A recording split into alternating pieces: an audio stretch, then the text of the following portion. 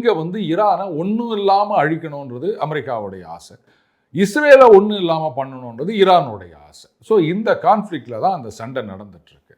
இவங்க வந்து கண்ணா பின்னான்னு எடுத்த உடனே வந்து போட்டு துவம்சம் பண்ண ஆரம்பிச்சிட்டாங்க ஈரான். நான் சொன்ன மாதிரி அந்த எஸ்கலேஷன் மேட்ரிக்ஸ் கொஞ்சம் கொஞ்சமாக அவங்க வந்து இன்க்ரீஸ் பண்ணிட்டு போயிட்டு இருக்காங்க. ஸோ இப்போ இவங்க வந்து இவ்வளோலாம் நம்ம அடித்து நொறுக்கியும் அவன் பதிலடி கொடுத்துட்ருக்கானே அப்படின்னு இன்னும் ஒரு வாரம் வெயிட் பண்ணலாம் ரூபன். மேக்ஸிமம் ஒன்று ஈரான் வந்து அவங்களுடைய அந்த ஹைப்பர்சானிக் அட்டாக்கை ஆரம்பிச்சுடணும். That will cause a very severe damage in Israel and perhaps other countries. அப்படி இருந்தால் ஏதாவது ஒரு ஆஃப் ரேம்ப் அப்படின்னு சொல்லிட்டு அப்படி கொஞ்சம் நிறுத்துறதுக்கு வருவாங்க. அப்படி இல்லைன்னா அமெரிக்கா இஸ்ரேல் வந்து இவங்களுடைய அந்த அண்டர் கிரவுண்ட் மிசைல் ஃபெசிலிட்டிஸ் அதை கண்டுபிடிச்சு ரொம்ப துவம்சம் பண்ணிட்டாங்க அப்படின்னு சொன்னாலும் இந்த வார் முடிவுக்கு வந்துடும்.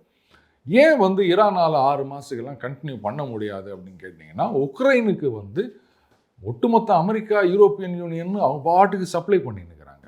இவங்களுக்கு அந்த சப்ளை கிடையாது.